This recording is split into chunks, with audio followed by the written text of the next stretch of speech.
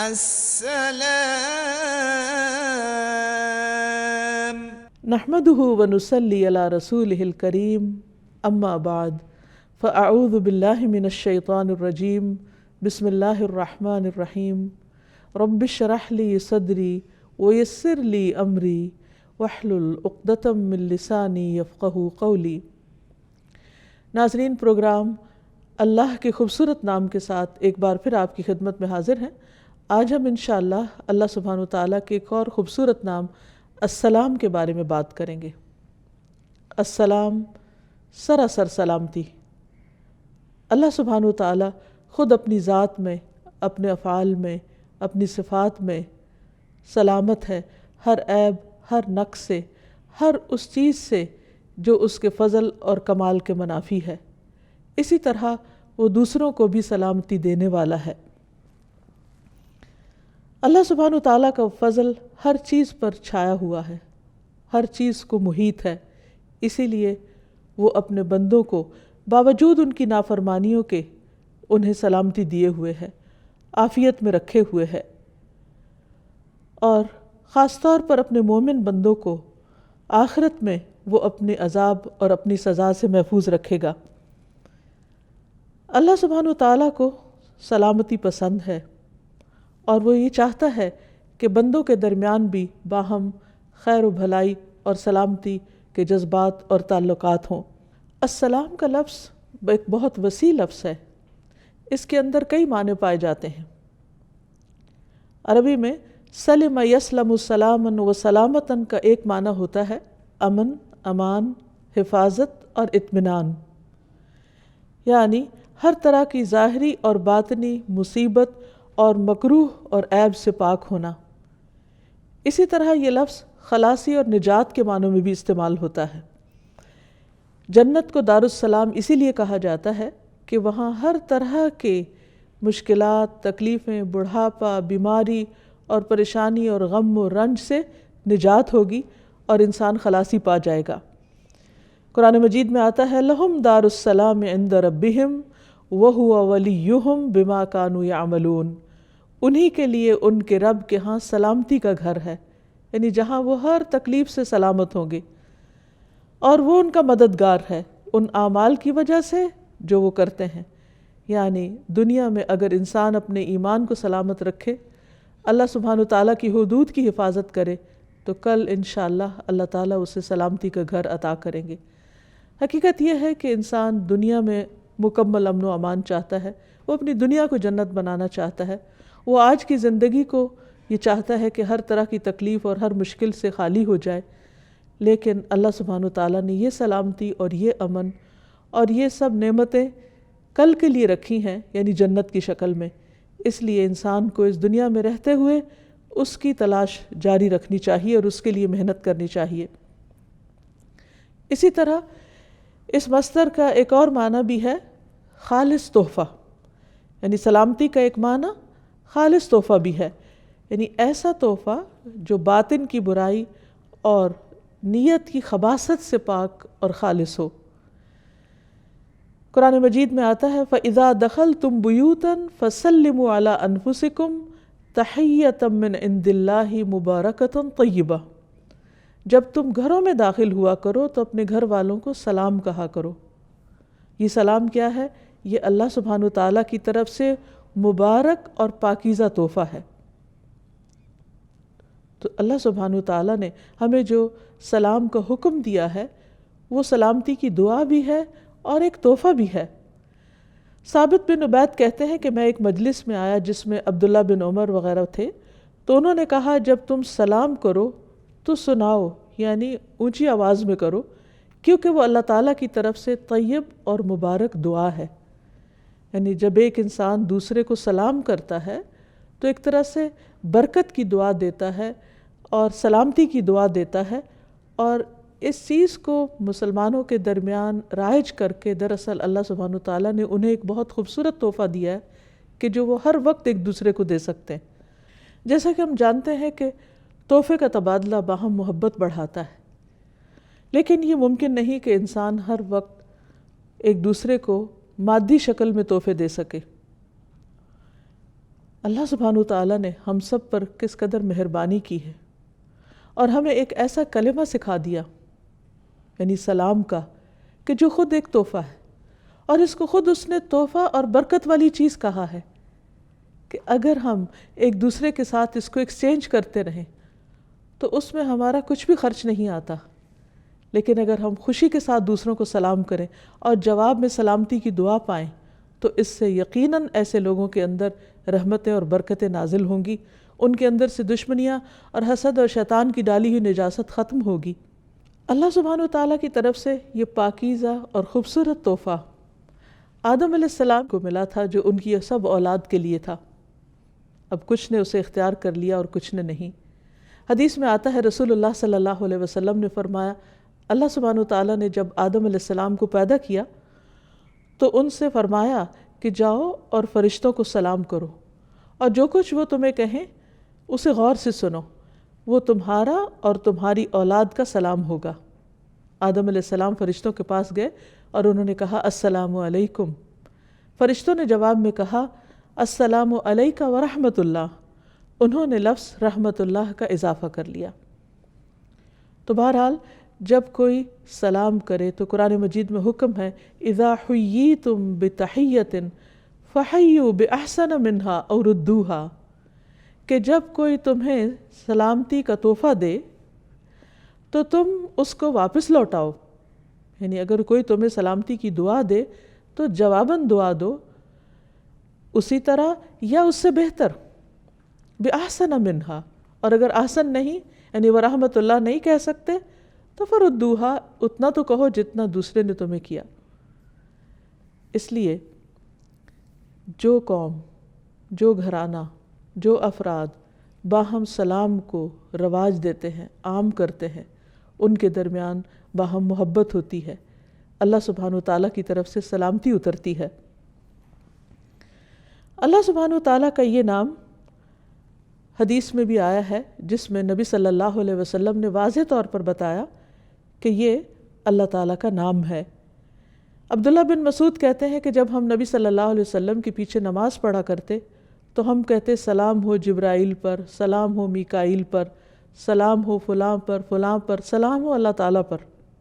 تو رسول اللہ صلی اللہ علیہ وسلم ایک روز ہماری طرف متوجہ ہوئے اور فرمایا ان اللہ هو السلام، اللہ تعالیٰ تو خود السلام ہے، یعنی تم اللہ تعالیٰ کو کیا سلامتی بھیجو گے، وہ تو خود ہی سلامتی ہے، سراسر سلامتی، اور ہر طرح کی سلامتی اسی کی ذات کی طرف سے آتی ہے۔ اور وہ نہ صرف یہ کہ خود سلامتی والا ہے بلکہ سلامتی دینے والا بھی ہے۔ نبی صلی اللہ علیہ وسلم ہر نماز کے بعد 3 بار استغفار کرتے، استغفر اللہ استغفر اللہ استغفر اللہ، اور اس کے بعد یہ دعا پڑھا کرتے تھے اللہم انت السلام ومنک السلام تبارکت یا ذا الجلال والاکرام، اے اللہ تو السلام ہے، یعنی تمام عیوب سے پاک ہے، ہر کمی سے پاک ہے، اور تجھی سے سلامتی ہے، یعنی اس کائنات کے اندر جو کچھ بھی سلامت ہے وہ تیری وجہ سے ہے، اے بزرگی اور بخشش والے تو برتر ہے، بہت برکت والا ہے، تبارکت یا ذا الجلال والاکرام۔ اللہ سبحانہ وتعالیٰ نے اپنے انبیاء اور نیک بندوں کو دنیا میں سلام کیا ہے۔ قرآن مجید میں آتا ہے سلام علی نوح، سلامتی ہو نوح پر علیہ السلام۔ پھر اسی طرح سلام علی ابراہیم، ابراہیم پر سلامتی ہو۔ سلام علی موسیٰ، موسیٰ علیہ السلام پر سلامتی ہو۔ سلام علی الیاسین، الیاسین پر سلامتی ہو۔ اور سلام علی المرسلین، سارے رسولوں پر سلامتی ہو۔ قرآن مجید کی ایک اور آیت میں آتا ہے قل الحمد للہ وسلام علی عبادہ الذین اصطفیٰ اللہ خیر اما یشرکون۔ اللہ تعالیٰ نے نبی صلی اللہ علیہ وسلم سے کہا کہہ دیجئے سب تعریف اللہ کے لیے ہے، اور سلام ہے اس کے ان بندوں پر جنہیں اس نے چن لیا، کیا اللہ بہتر ہے یا وہ جنہیں یہ شریک ٹھہراتے ہیں۔ اللہ سبحانہ وتعالیٰ جو السلام ہے، اسی سے سلامتی اور عافیت کی امید اور توقع کی جا سکتی ہے۔ وہی اپنے بندوں کو ہر طرح کے ہول، ہر طرح کے خوف اور ہر طرح کی پریشانی میں سلامتی عطا کرتا ہے، جیسی سلامتی اس نے یحییٰ علیہ السلام کو عطا کی، جس کا خاص طور پر اللہ تعالیٰ نے قرآن مجید میں ذکر کیا۔ کسی بھی انسان کی زندگی میں بہت سے مواقع پریشانی کے ہو سکتے ہیں، لیکن 3 مواقع خاص طور پر پریشانی کے ہیں، جن میں سے ایک وہ دن جب انسان دنیا میں آتا ہے، دوسرا وہ دن جب وہ دنیا سے جاتا ہے، اور تیسرے وہ دن جب وہ قبر سے اٹھایا جائے گا۔ دنیا میں آنے کا دن پریشانی کا دن اس لیے کہ انسان ایک بالکل تنگ و تاریک کوٹھڑی سے ایک وسیع اور عریض دنیا میں آ جاتا ہے جو اس کے لیے بالکل اجنبی ہے، تو وہ آتے ہی گھبراہٹ کا شکار ہوتا ہے۔ دوسرے وہ دن جو موت کا دن ہوتا ہے، جب انسان اس دنیا سے رخصت ہو رہا ہوتا ہے، جدا ہو رہا ہوتا ہے، جب اس کی نگاہیں پھر جاتی ہیں، جب وہ اس دنیا سے اجنبی ہو جاتا ہے اور ایک نئی مخلوق سے ملاقات کرتا ہے، یا تو رحمت کے فرشتے یا عذاب کے فرشتے۔ جو نیک روح ہوتی ہے اس کے پاس جو فرشتے آتے ہیں وہ آ کر اس کو سلام کرتے ہیں، سلام علیکم طبتم، سلامتی ہو تم پر، تم بہت اچھے رہے۔ اللہ سبحانہ وتعالیٰ کی طرف سے بھی سلامتی لاتے ہیں۔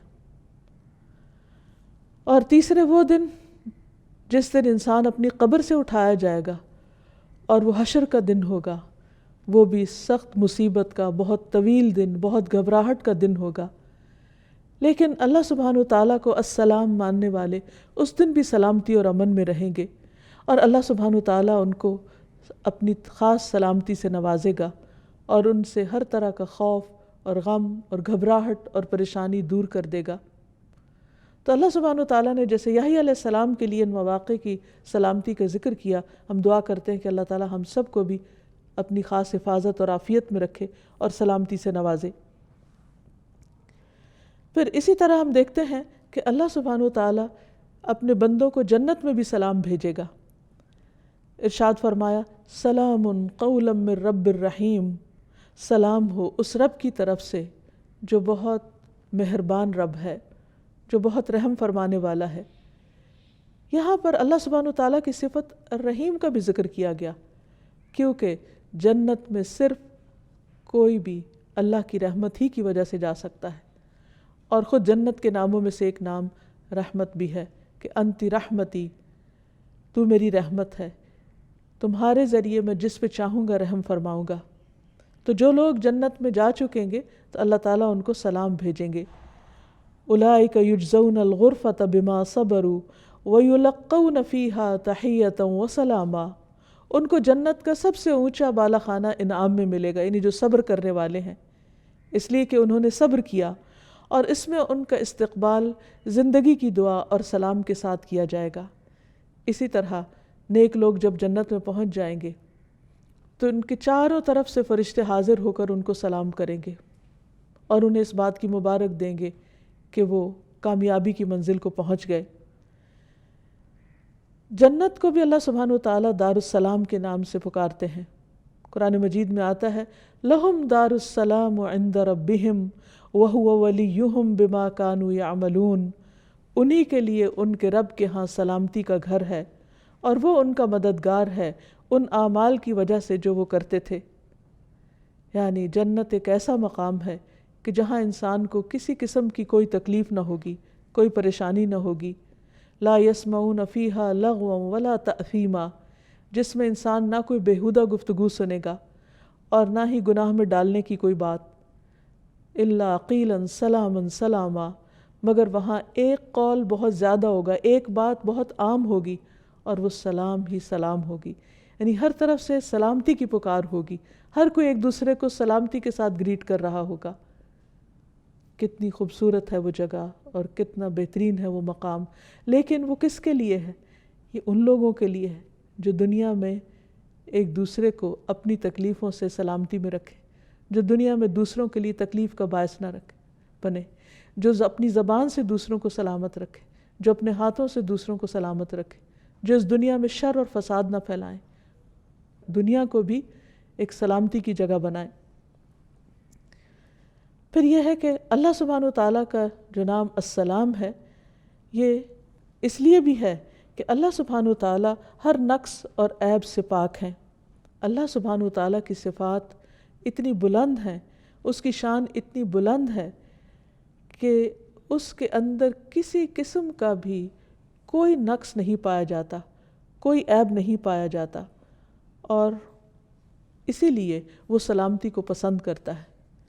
اس نے ہمارے لیے جو دین پسند کیا اس کا نام بھی اسلام رکھا، جو پھر اسی روٹ یعنی سین لام میم سے ہی ہے کہ جو شخص اسلام قبول کر لیتا ہے وہ سلامتی میں آ جاتا ہے، اللہ تعالیٰ کی رحمت میں آ جاتا ہے۔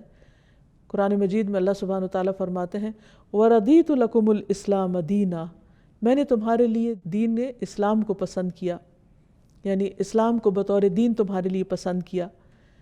پھر اللہ تعالیٰ جو انسانوں کو ہدایت کی طرف بلاتا ہے تو اس کے لیے بھی فرماتا ہے وَاللَّهُ يَدْعُو إِلَىٰ دَارِ السَّلَامِ، اللہ تمہیں سلامتی کے گھر کی طرف دعوت دیتا ہے، یعنی اگر تم اللہ کی مرضی کے مطابق زندگی بسر کرو، اس کی اطاعت کرو، اس کی فرما برداری کرو تو تم سلامتی کو پہنچو گے۔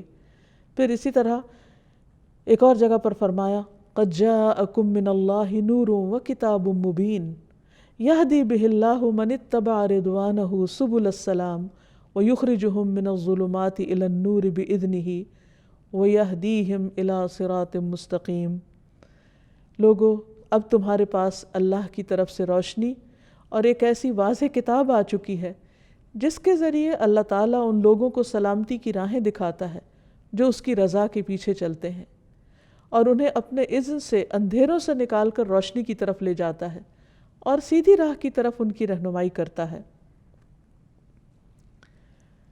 عام طور پر ہمارا یہ خیال ہوتا ہے کہ شاید اگر ہم دین کی طرف آئیں گے یا ہم اللہ سبحانہ وتعالیٰ کی بات مانیں گے شاید دنیا ہمارے لیے مشکل ہو جائے گی، لیکن حقیقت یہ ہے کہ اللہ سبحانہ وتعالیٰ نے جتنے بھی احکامات ہمیں دیے ہیں بعض اوقات وہ ہمیں اپنی مرضی کے خلاف یا پسند کے خلاف لگتے ہیں، یا ہماری خواہش نفس اس کے اگینسٹ جاتی ہے، اور ہم یہ سمجھتے ہیں کہ شاید یہ ہمارے اوپر زیادتی کی گئی ہے ہمیں کوئی خاص حکم دے کر، لیکن اگر تھوڑا سا گہرائی میں انسان دیکھے تو اللہ تعالیٰ کے حکم ماننے میں انسان کے لیے سلامتی ہی سلامتی ہے، دو طرح سے۔ ایک تو یہ کہ دنیا میں انسان کے اوپر دین جو بھی پابندیاں لگاتا ہے وہ جس پر پابندی لگ رہی ہوتی ہے اس کے لیے تو تھوڑی مشکل کا باعث ہوتی ہے، لیکن اس سے دوسرے لوگ امن چین میں آتے ہیں۔ مثلا اللہ تعالیٰ نے اگر چوری سے منع کیا ہے تو کیوں منع کیا ہے؟ تاکہ دوسروں کا مال سلامت رہے۔ اب جو چور ہے ہو سکتا ہے وہ یہ سمجھے کہ اس کی کوئی چیز ضرورت ہے اور اس کو کسی اور کے مال میں مل رہی ہے تو اسے اجازت دی جائے اور اس کو نہ پوچھا جائے اور نہ پکڑا جائے، اس کو برا بھلا نہ کہا جائے، لیکن کیا واقعی عقل بھی اس کو مانتی ہے کہ کسی کو اس بات کی اجازت دے دی جائے کہ وہ دوسرے کے مال میں اپنی مرضی شروع کر دے؟ اللہ تعالیٰ نے اس کی اجازت نہیں دی اور اسے کبیرہ گناہوں میں شمار کیا۔ کیوں؟ تاکہ دوسروں کا مال سلامت رہے۔ اسی طرح جھوٹ بولنا، دھوکہ دینا، وعدہ خلافی کرنا، غیبت کرنا، دوسروں کو طعنے دینا، یہ ہو سکتا ہے کہ کسی کے لیے بہت ایک خوشگوار فعل ہو، اور کچھ لوگوں کی ہیبٹ بن جاتی ہے کہ وہ دوسروں کی برائیاں کر کے اس سے لطف اٹھاتے ہیں، یا دوسروں کی عزت اچھال کر اس کو اپنے لیے ایک بہت انجوائبل چیز سمجھتے ہیں اور اس میں کوئی قباحت محسوس نہیں کرتے، یا بعض اوقات دوسروں کو طعنہ دے کر دوسروں کا دل دکھا کر وہ بہت لطف اٹھاتے ہیں۔ بظاہر دیکھنے میں کوئی کہہ سکتا کہ اچھا چلو کوئی بات نہیں، ایسی بھی کون سی بڑی بات ہے اگر کسی نے کسی کو کچھ کہہ دیا، اس سے کسی کا کیا بگڑ جاتا ہے۔ لیکن بعض اوقات بظاہر دیکھنے میں جو کچھ جوکس بھی ایسے ہوتے ہیں کہ جو بظاہر دیکھنے میں بہت ہارمفل نظر نہیں بھی آتے، لیکن حقیقت یہ ہے کہ بہت ساری چیزیں اگر ان پر روک ٹوک نہ لگائی جائے، ان کو ایک حد کے اندر نہ کیا جائے تو وہ تعلقات کی خرابی کا باعث بنتے ہیں۔ اسی لیے قرآن مجید میں فرمایا گیا وَيْلٌ لِكُلِّ هُمَزَةٍ لُمَزَةٍ، ہلاکت ہے ہر اس شخص کے لیے جو عیب لگائے اور طعنے دے۔ کوئی بھی شخص کسی کی عزت جب اچھالتا ہے تو یہ کوئی معمولی چیز نہیں ہے۔ اللہ سبحانہ وتعالیٰ کی نظر میں ایسا شخص سلامتی کی حدود سے باہر نکل رہا ہے، کیونکہ اس سے دوسرے کی عزت سلامت نہیں ہے۔ اسی طرح اگر کوئی قاتل یہ چاہے کہ اسے دوسروں کی جان کے ساتھ کھیلنے دیا جائے اور اس کی اس پر پکڑ نہ ہو تو یہ کسی بھی طور پر جائز نہیں، کیونکہ اگر اس کو اجازت دی جاتی ہے تو دوسرے کی جان سلامت نہیں۔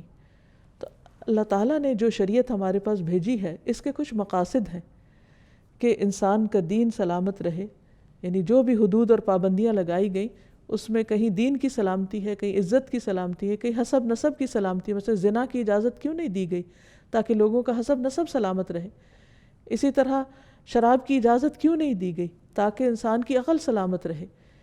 تو یہ تمام چیزیں جو بظاہر دیکھ کر یوں محسوس ہوتا ہے کہ ہمارے دین میں بہت مشکل احکامات ہیں، لیکن حقیقت میں یہ انسانوں کی بھلائی اور انسانوں کی سلامتی کے لیے ہی السلام نے بھیجے ہیں۔ تو اب یہ ہے کہ ہمیں اللہ سبحانہ وتعالیٰ کے اس نام پر غور و فکر کرنا چاہیے، اور اللہ سبحانہ وتعالیٰ کی ذات سے سلامتی اور عافیت کی امید رکھنی چاہیے، اور اس کی دعا بھی کرنی چاہیے۔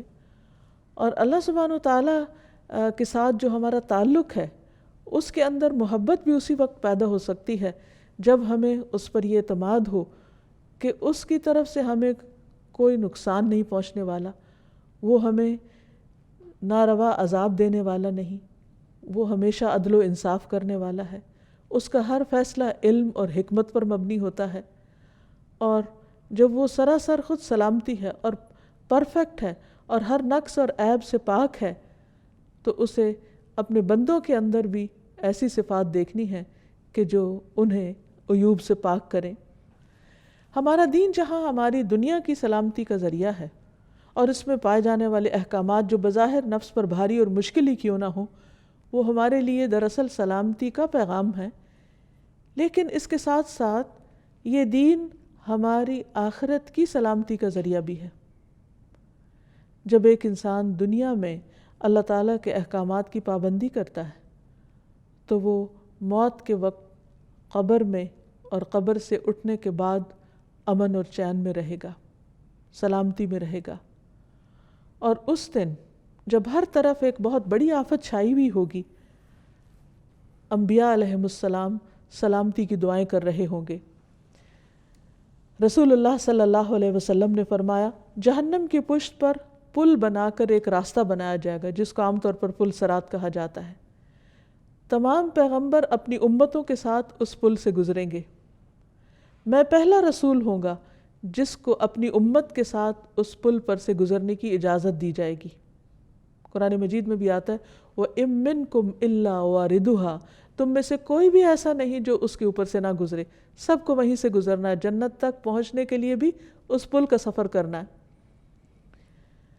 تو فرمایا کہ میں سب سے پہلے اپنی امت کے ساتھ گزروں گا۔ اس روز انبیاء کے علاوہ کوئی بھی اور بات نہ کر سکے گا، اور انبیاء بھی صرف یہ کہیں گے اللہم سلم سلم، اے اللہ سلامتی دے، اے اللہ سلامتی دے۔ یعنی وہ بھی ایک بہت گھبرا دینے والا، پریشان کن مرحلہ ہوگا کہ جب وہ، جیسے کہا جاتا ہے کہ بال سے بھی باریک اور تلوار سے بھی تیز وہ پل ہے کہ جس کے اوپر سے سب کو گزرنا ہوگا۔ تو ایک اور روایت میں بھی آتا ہے صحیح مسلم کی کہ تمہارے نبی صلی اللہ علیہ وسلم پل صراط پر کھڑے ہو کر کہہ رہے ہوں گے رب سلم سلم، اے رب سلامت رکھ، اے رب سلامت رکھ۔ یعنی انسان اس گرنے سے، کیونکہ وہ جہنم کے اوپر لگا ہوا ہوگا، تو کوئی ذرا بھی اگر لغزش کھایا یا جس کے پاؤں اکھڑ گئے، وہ پھر سلامت نہیں رہ سکتا۔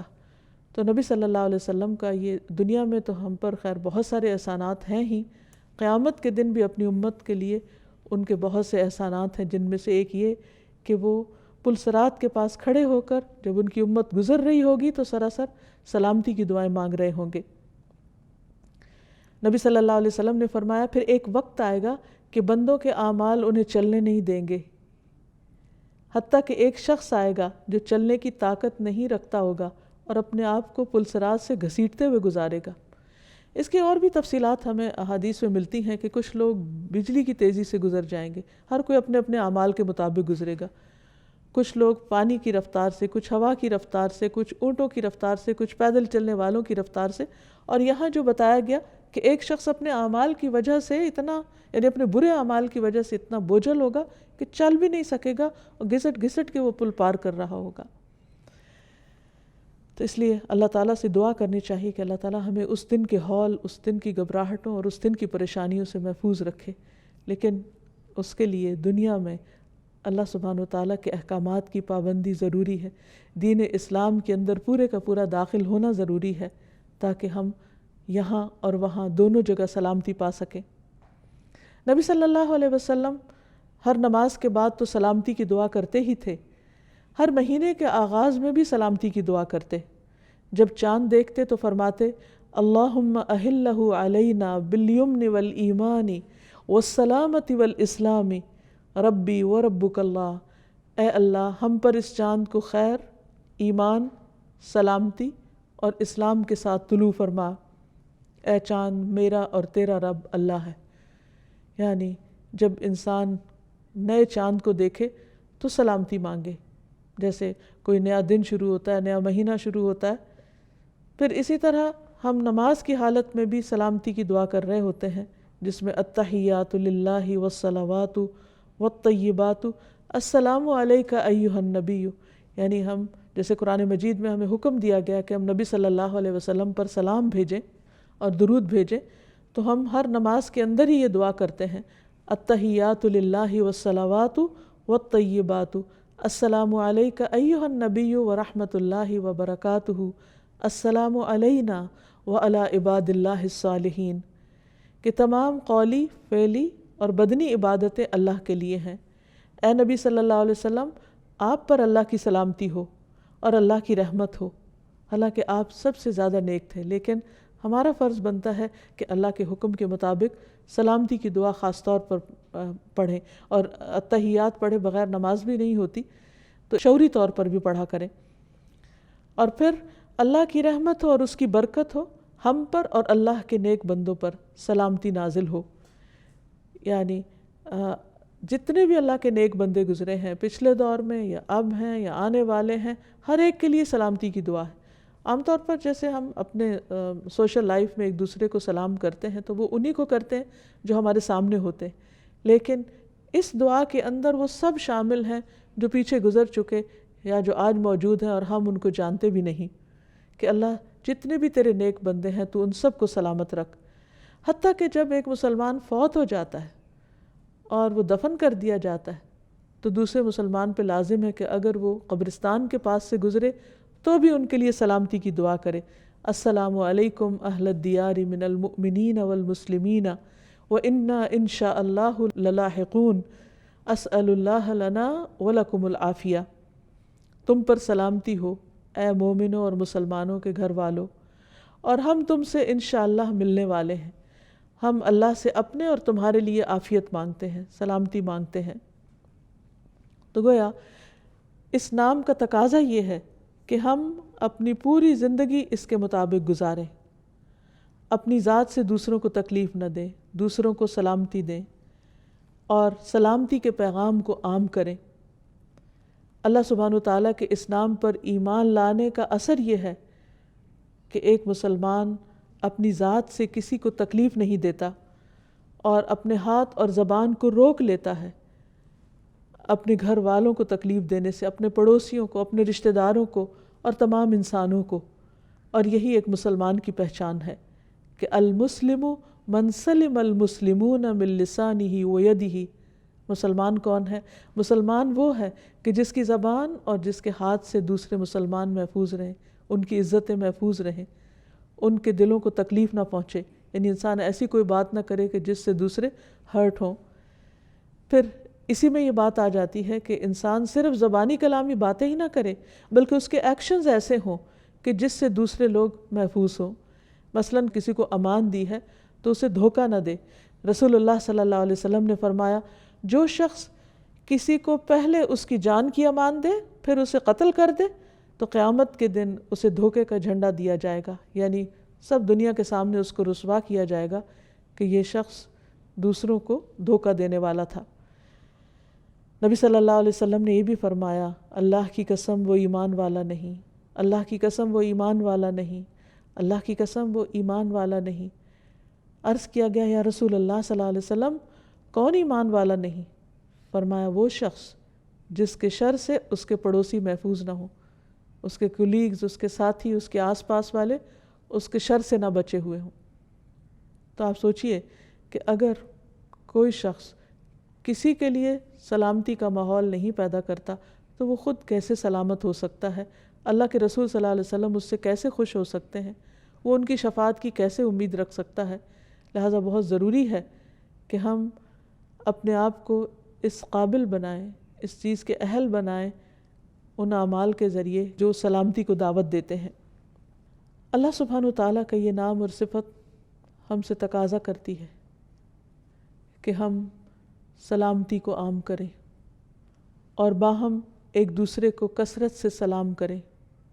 رسول اللہ صلی اللہ علیہ وسلم نے فرمایا، سلام اللہ کے ناموں میں سے ایک نام ہے جسے اس نے زمین میں رکھا ہے، تم سلام کو آپس میں پھیلاؤ۔ یعنی جس وقت بھی ایک شخص دوسرے کو السلام کہتا ہے تو گویا وہ اللہ کا نام لے رہا ہوتا ہے، وہ ایک عبادت کی حالت میں ہوتا ہے۔ اللہ سبحانہ وتعالیٰ نے ایک خوبصورت لفظ، ایک خوبصورت تحفہ بھیجا ہے کہ جس کو ہم ایک دوسرے کو دیتے رہیں تو ہمارے لیے بھی سلامتی ہوگی اور دوسرے بھی محفوظ رہیں گے، کیونکہ یہ نہیں ہو سکتا کہ آپ کسی کو کہیں کہ تم پر سلام ہو اور پھر اس کے بعد اس کو کسی قسم کی تکلیف دیں یا اس کے ساتھ زیادتی کریں۔ یہ گویا سلام ایک ڈھال ہے کہ جو انسان کو دوسرے انسان تک تکلیف پہنچانے میں ایک روک کا کام دیتا ہے۔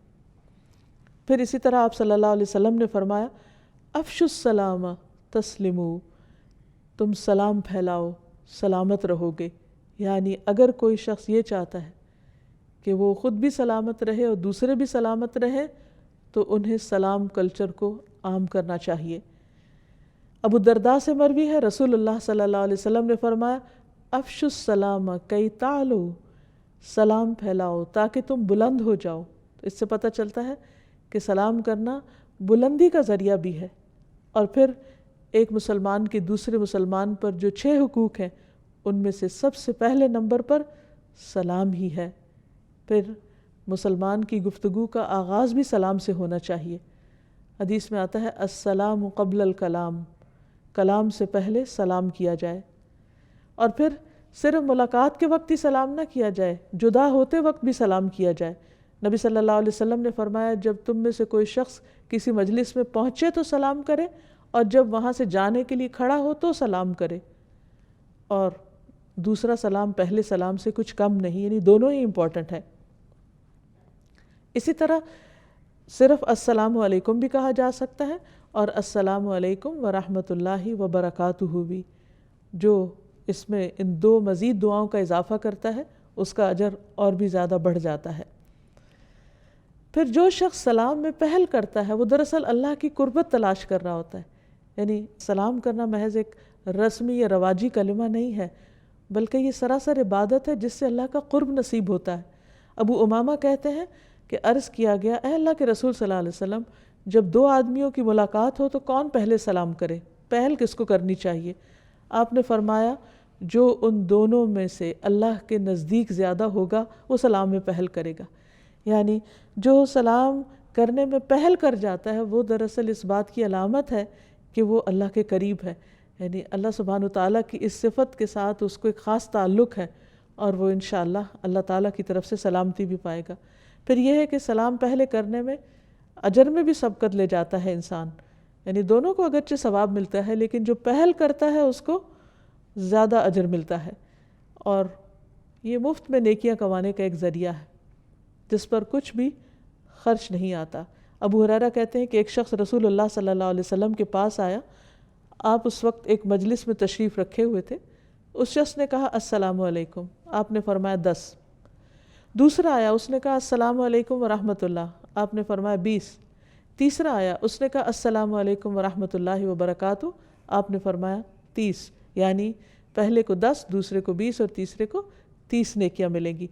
تو انسان جتنی چاہے اپنی لیے نیکیاں بڑھا لے۔ سلام صرف نیکیاں بڑھانے ہی کا ذریعہ نہیں بلکہ آپس کی محبت بڑھانے کا ذریعہ بھی ہے، جنت میں لے جانے والا عمل ہے۔ نبی صلی اللہ علیہ وسلم نے فرمایا، تم جنت میں داخل نہ ہو سکو گے جب تک ایمان نہ لاؤ، اور تم ایمان نہیں لا سکتے جب تک آپس میں محبت نہ کرو۔ یعنی باہم محبت ایمان کا ذریعہ ہے۔ کیا میں تمہیں ایسی بات نہ بتاؤں کہ تم اس پہ عمل کرو تو تمہارے درمیان محبت پیدا ہو جائے؟ افشوا السلام بینکم، آپس میں سلام کو رواج دو، یعنی جب کثرت سے سلام کرو گے تو دلوں میں محبت پیدا ہو جائے گی۔ اور پھر یہ کہ صرف بڑوں کو ہی نہیں، صرف اپنے جیسوں کو ہی نہیں، بلکہ بچوں کو بھی سلام کرنا چاہیے۔ انس کہتے ہیں کہ نبی صلی اللہ علیہ وسلم بچوں کے پاس سے گزرے تو آپ نے ان کو سلام کیا۔ پھر اسی طرح بعض اوقات انسان کہیں باہر جاتا ہے تو سلام کرتا ہے، لیکن گھر والوں کو سلام نہیں کرتا، تو گھر والوں کو بھی سلام کرنا چاہیے۔ ابو امامہ کہتے ہیں آپ صلی اللہ علیہ وسلم نے فرمایا 3 لوگ ایسے ہیں جن کا ضامن اللہ ہے، اگر وہ زندہ رہے تو اللہ ان کے لیے کافی ہو جائے گا، اگر فوت ہو جائے تو وہ جنت میں داخل ہوگا۔ ایک وہ شخص جو اپنے گھر میں سلام کر کے داخل ہو، یعنی اپنے ہی گھر والے ہیں، اپنے ہی پیارے ہیں، لیکن ان کو بھی دعا دیتا ہے۔ کیونکہ بعض اوقات ہم سمجھتے ہیں کہ شاید یہ کرٹیسی کے طور پر یا دوسرے لوگوں کے ساتھ ایک اچھا ریلیشن بنانے کے لیے، بے تکلفی لانے کے لیے یہ کلمہ دہرایا جائے، نہیں۔